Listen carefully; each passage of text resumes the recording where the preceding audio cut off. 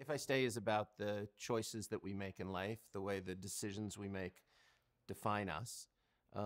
It's about the way the people who we choose to love and who choose to love us define us, and the way our lives are changed by who we love. Specifically, it's the story of a young woman, cello prodigy played by Chloë Grace Moretz, who has experienced the first great love of her life, having fallen in love with a boy named Adam, played by Jamie Blackley, who is a rock and roll star, rising rock and roll star. And it's all about their relationship, but it's also about what happens on the day that Chloe's character and her family are involved in an unfortunately tragic accident, and the decisions that she has to make in the wake of that accident. I met Allison Greenspan about a year and a half ago. I had just read the screenplay by Shauna Cross, and then at the second I put the screenplay down, I picked up the book and read the book, because my immediate reaction was, I gotta see where this material comes from. It just felt so rich and exciting that I kind of went from one reading experience directly into the other and read the book. And when I put the book down and I read it in a single sitting, I was just so moved. I was kind of shattered by it, and thought I really want to make this movie.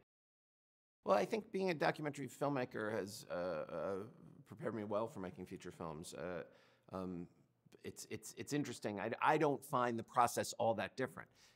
Whether you're directing a documentary or a narrative, you're telling a story, and you're telling a story about human beings, and you're thinking in terms of themes and narrative structure, and you go into a production process, and then when you're done, you go into a post-production process.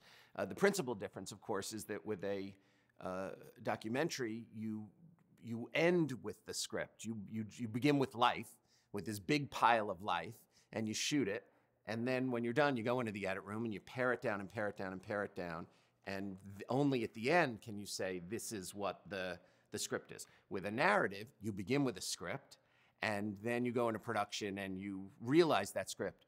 And then in post, again, you're paring down and shaping and defining it.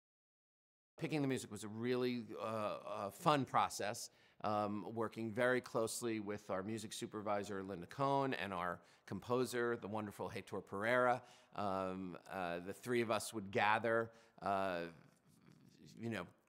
times a week, long before we started pre-production, and we just listened to music, listened to hundreds and hundreds of songs that had been written, some written for us, some submitted by bands that they had just written but had never recorded, and we listened through them, and we're on a search for the 5 songs that would be perfect for Jamie's band. And by the end of the process, we found them, but it required going through really hundreds and hundreds of songs and listening to them and having kind of instinctual responses to them, and talking about strengths and weaknesses. In a couple of cases, we asked the writers to adjust lyrics, and sometimes to adjust the music, but it turned out really well.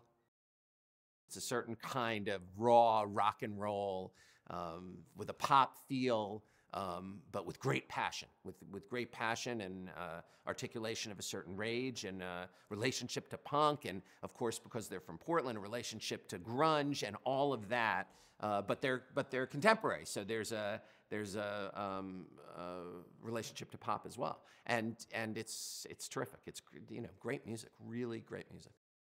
We've always said that this film is a roller coaster ride. So all the things that you take away from a roller coaster ride, you're going to take away from this. It's thrills and chills and spills and twists and turns and ups and downs and moments of joy and moments of tragedy and awesome music, and it's a great love story, and it's kind of like life itself, this film. It's really, really exciting. It has its moments of tragedy and its moments of triumph, and to me, that's all you go to the movies for.